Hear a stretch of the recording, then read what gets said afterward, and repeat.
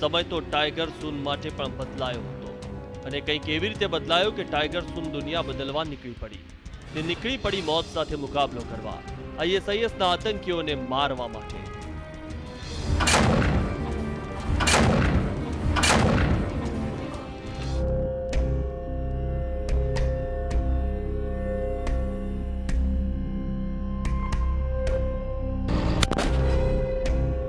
નામ હાના બોહમેન ઉર્ફે ટાઈગર સૂન.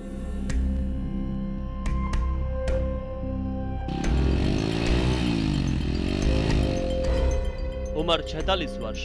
કામ ફેશન મોડેલ અને આઈએસ વિરુદ્ધ લડાઈ.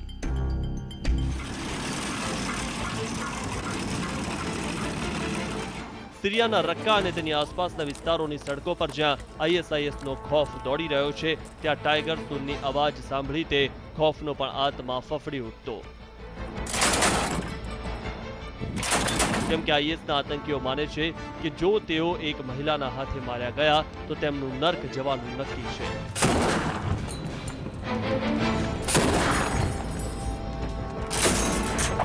ટાઈગર સૂન ઉર્ફે હાના બોહમેન તે મહિલા છે જે પોતાનો દેશ કેનેડા છોડી, પોતાની એશો આરામની જિંદગી છોડી હજારો મીલ દૂર સિરિયા આવી એક એવી જંગ લડવા લાગી જેનાથી તેની સાથે કોઈ લેવા દેવા નથી.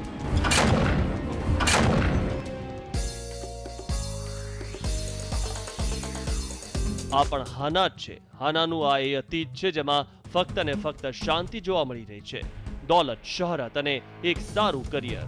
હાના પાસે બધું જ હતું જેની ખ્વાહિશ દરેક યુવતીઓને હોય છે.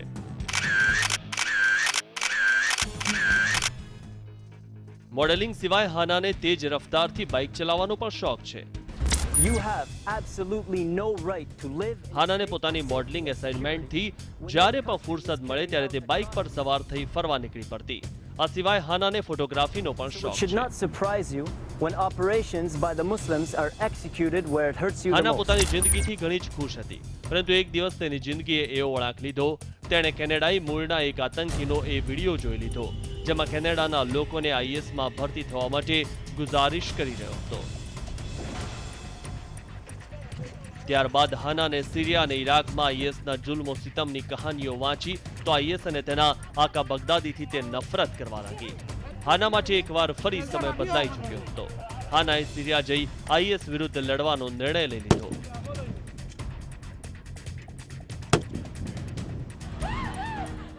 યજીદી અને કુર્દિશ યુવતીઓ અને મહિલાઓની દિલ ધ્રુજાવી દે તેવી ચીખો અને આઈએસના ગુરગાઓના પગતળે કચડાતી જઈ રહેલી માણસાઈનું દર્દ તસવીરો મારફતે પૂરી દુનિયામાં ફેલાવા લાગ્યું અને દર્દની એ દરેક કહાની હાનાના ઈરાદાઓને વધુ મજબૂત કરી ગઈ.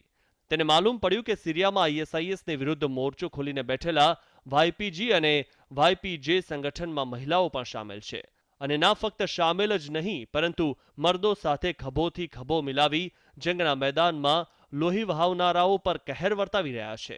પછી શું? તે ઇરાક ગઈ અને ત્યાંથી સિરિયા પહોંચી ગઈ અને પહેલીવાર દુનિયાના બદનામ આતંકી સંગઠન આઈએસઆઈએસની વિરુદ્ધ બંદૂક ઉઠાવી લીધી અને પોતાનું નામ બદલીને ટાઈગર સૂન રાખી લીધું. સિરિયા પહોંચ્યા બાદ હાનાને ફક્ત હથિયાર ચલાવવાની ટ્રેનિંગ અપાઈ.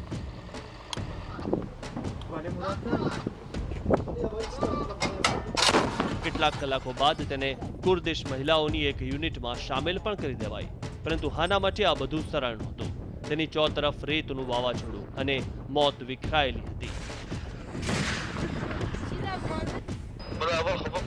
સિરિયાનું આકાશ વાદળી નહીં પરંતુ કાળા ધુમાડાની ચાદર ઓઢેલું હતું.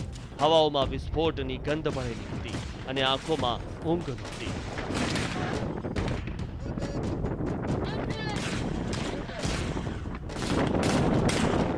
તેમનો કાફલો જ્યાં પણ નીકળતો ત્યારે તેઓને નહોતી ખબર કે તેઓ આવતીકાલનો સૂરજ જોઈ શકશે કે નહીં. તેને એ દિવસ હજુ પણ યાદ છે જ્યારે તે પોતાના યુનિટની સાથે અલતાબિયા વિસ્તારમાં પહોંચી તો તેના યુનિટ પર આઈએસઆઈએસે હેવી ફાયરિંગ શરૂ કરી દીધું. હુમલો એટલો જોરદાર હતો કે તેઓએ છુપાઈ જવું પડ્યું. તેમના યુનિટે પણ મોરચો સંભાળ્યો અને જવાબમાં ફાયરિંગ કર્યું. બંને તરફથી જબરદસ્ત ગોળીબારી ચાલી રહી હતી.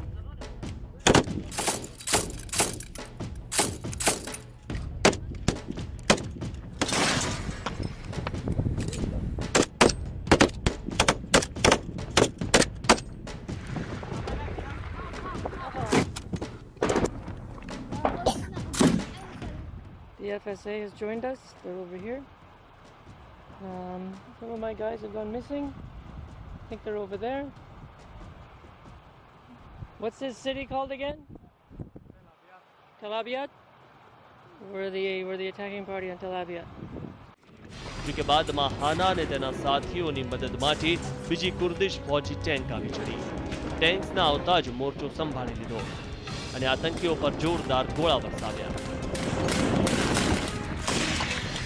પૂરી રાત મુકાબલો ચાલ્યો. ટાઈગર સૂન અને તેની ટીમે હારવાનું નહોતું શીખ્યું.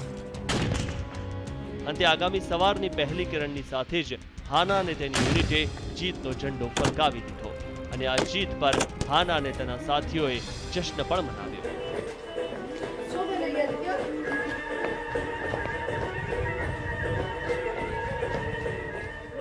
જંગના મેદાનમાં ટાઈગર સૂન અને તેના સાથી લડાકુઓનો જશ્ન અન્ય કંઈ નહીં પરંતુ તેમની હિંમત જ બતાવી રહી હતી. આ જશ્નએ સાબિત કરી દીધું કે સિરિયાના વિસ્તારોમાં ISISની ખૌફની હુકુમતની આગળ કુર્દિશ મર્દો અને મહિલાઓએ હાર નથી માની.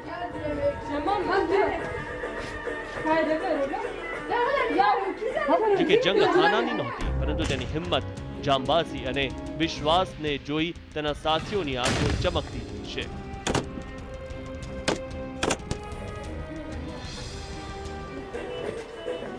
તે જાણે છે કે મખમલના વિસ્તારને છોડી જંગે મેદાનમાં સૂઈ જવું, જે મળે તે ખાઈ લેવું અને પોતાની આરામવાળી જિંદગી તથા પોતાની નાની બાળકીને છોડી એક માતા મોત સાથે મુકાબલો કરે, અને એ પણ ફક્ત માણસાઈ ખાતર. સરળ નહોતું. ટાઈગર સૂન ઉર્ફે હાના બોહમેનની પાસે એવા પણ મોકા આવ્યા જ્યારે મોત તેની નજીકથી પસાર થઈ હોય. તેમની ટીમને એક મોટરસાયકલ દેખાઈ, પરંતુ તે મોટરસાયકલ નહીં. ISISના આતંકવાદીઓએ તેમના મોત માટે જાળ બિછાવી નાખ્યું. ખતરો જોઈ ગયેલા લડાકુઓએ બૂબી ટ્રેપ હટાવીને તે બાઇકનો ઉપયોગ કરવા લાગ્યા. સિરિયાની જમીન પર ટાઈગર સૂને બધું જ જોયું. લાશોને જમીન પર કોળીઓની જેમ વિખેરાતા જોઈ, ખંડેર બની ચૂકેલા શહેરો જોયા, પરંતુ બીમાર પડતા સૂનને સિરિયાથી પરત પોતાના દેશ કેનેડા ફરવું પડ્યું. પરંતુ તેના સાથીઓએ તેને કંઈક આવા અંદાજમાં વિદાય આપી.